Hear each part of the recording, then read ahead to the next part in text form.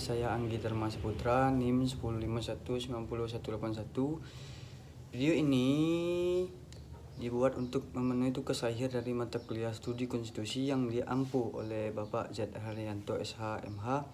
Dalam video ini saya akan menjelaskan pendapat saya. Baiklah, langsung saja saya masuk soal yang pertama, yaitu mengenai hakikat konstitusi menurut tiga ahli. Menurut Ohud, Philip and Paul Jackson, konstitusi adalah suatu bentuk aturan, adat istiadat, kebiasaan-kebiasaan, dan konvensi-konvensi kenegaraan yang menentukan dan mengatur susunan kedudukan organ-organ negara dan mengatur organ-organ negara tersebut dengan rakyatnya.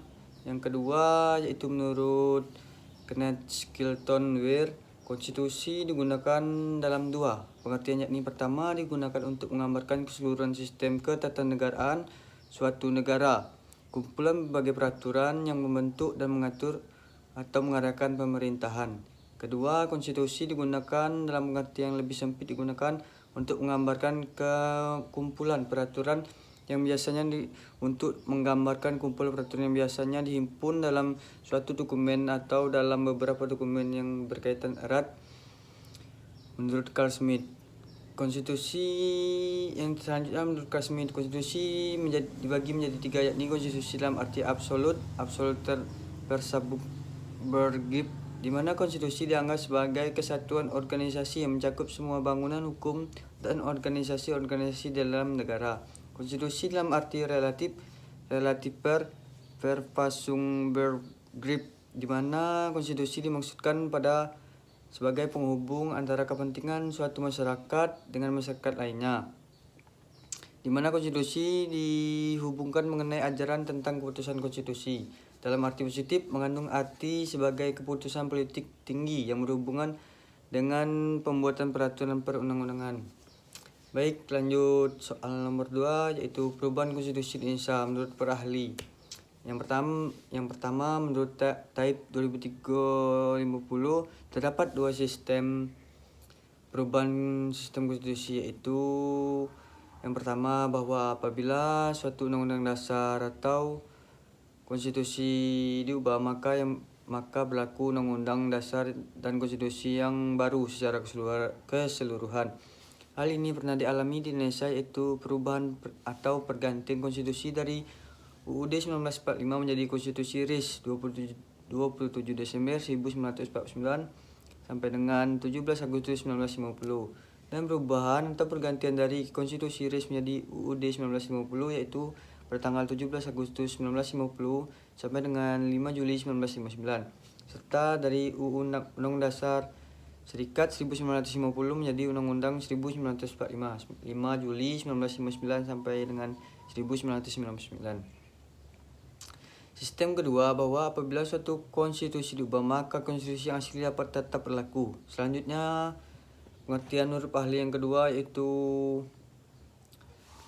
menurut C.F. Strong, bahwa cara perubahan konstitusi ada 4 macam, yaitu satu, perubahan konstitusi yang dilakukan oleh pemegang kekuasaan legislatif menurut pembatasan tertentu. Yang kedua, perubahan konstitusi yang dilakukan oleh rakyat melalui suatu referendum. Yang ketiga, perubahan konstitusi yang dilakukan oleh sejumlah negara-negara bagian terdapat pada negara berbentuk serikat. Dan yang keempat, perubahan konstitusi yang dilakukan dalam suatu konferensi atau dilakukan oleh suatu lembaga negara yang khusus dibentuk hanya untuk keperluan perubahan. Baiklah, lanjut soal nomor 3. Pendapat saya tentang kecewa Menkeu MPR minta Presiden turunkan Bu Sri Mulyani.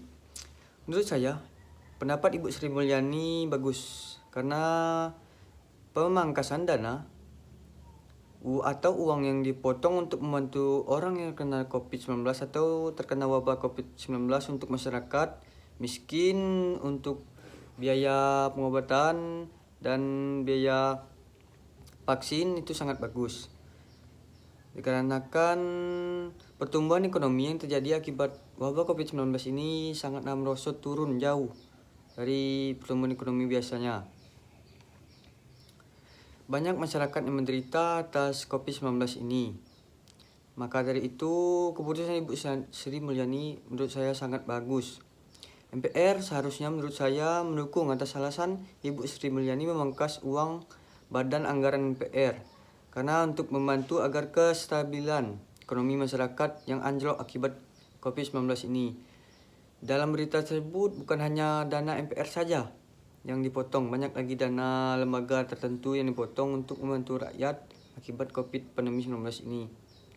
Seharusnya MPR tidak menolak untuk menurunkan Ibu Sri Mulyani, malah ikut membantu. Karena menurut saya alasan Ibu Sri Mulyani sangat mulia. Baiklah, selanjutnya soal terakhir. Berikan satu contoh pelanggaran konstitusi di Indonesia dan uraikan pendapat Anda. Uraikan pendapat Anda. Salah satu contoh konstitusi di Indonesia itu pembatasan kebebasan berekspresi atau berpendapat. Hal ini masih sering terjadi di Indonesia. Walaupun diatur dalam Undang-Undang 1945, tetap saja ada hal-hal yang membatasi kebebasan berekspresi masyarakat. Menurut saya, negara kita adalah negara demokrasi, dan rakyat adalah raja yang harus memiliki hak untuk didengar. Namun, di negara kita pun pelanggaran konstitusi masih sering terjadi. Menurut saya, pembatasan pendapat seharusnya tidak boleh. Dikarenakan negara tercinta Indonesia kita ini adalah salah satu negara demokrasi. Kebebasan berpendapat bagus, seharusnya bagi agar menjadi tolak ukur atau menjadi masukan agar pemerintah kita jauh lebih baik. Ketika masyarakat berpendapat bukan malah ditangkap atau dibilang rasis maupun dibilang provokasi, di mana lagi letak negara demokrasinya kita ini yang artinya bebas bersuara. Sekian, terima kasih. Wassalamualaikum warahmatullahi wabarakatuh.